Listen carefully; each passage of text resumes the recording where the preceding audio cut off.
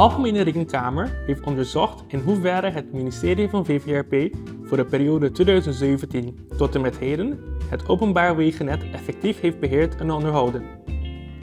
De regering is namelijk verantwoordelijk voor een kwalitatief verkeersinfrastructuur, daar deze van vitaal belang is voor de mobiliteit binnen het land, zodat mensen en goederen vervoerd kunnen worden. Momenteel telt het land een totaal van bijna 1153 kilometer aan geasfalteerde wegen. Deze wegen zijn als volgt geclassificeerd. Een totaal van 252 kilometer aan hoofdwegen, bestaande uit 26 kilometer primaire wegen, 88 kilometer secundaire wegen, 97 kilometer tertiaire wegen en 41 kilometer niet geclassificeerde wegen.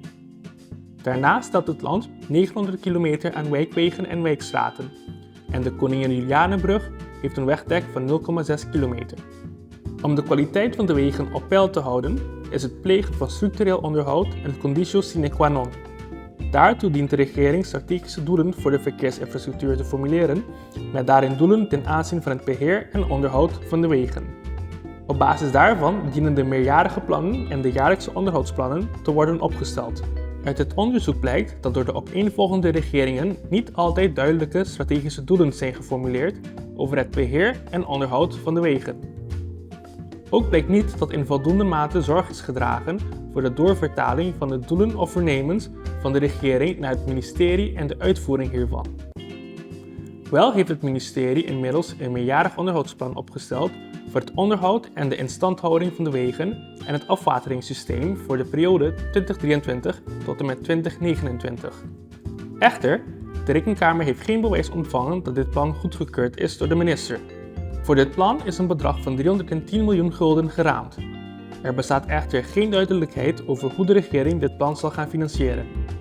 Ten aanzien van de onderhoudsstaat van de wegen is geconstateerd dat de wegen voor het laatst in het jaar 2016 door het ministerie van VVRP zijn geschoud. Daarna heeft het ministerie in het jaar 2019 ook bepaalde weginspecties gedaan.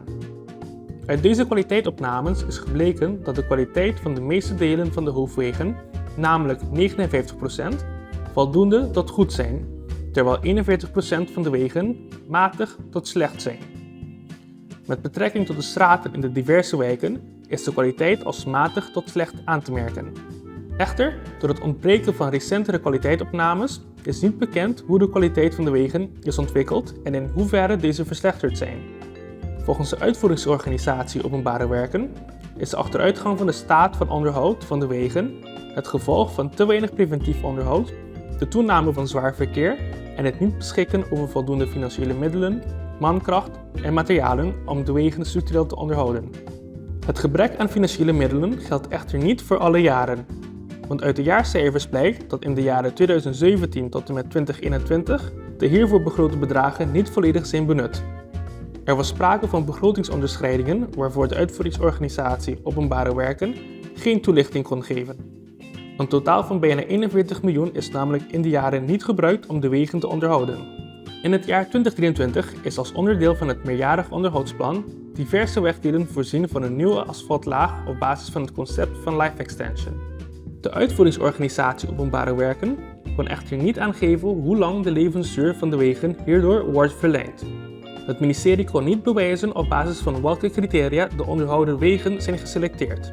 Volgens het ministerie is de keuze van enkele wegen gebaseerd op specifieke wensen van de minister.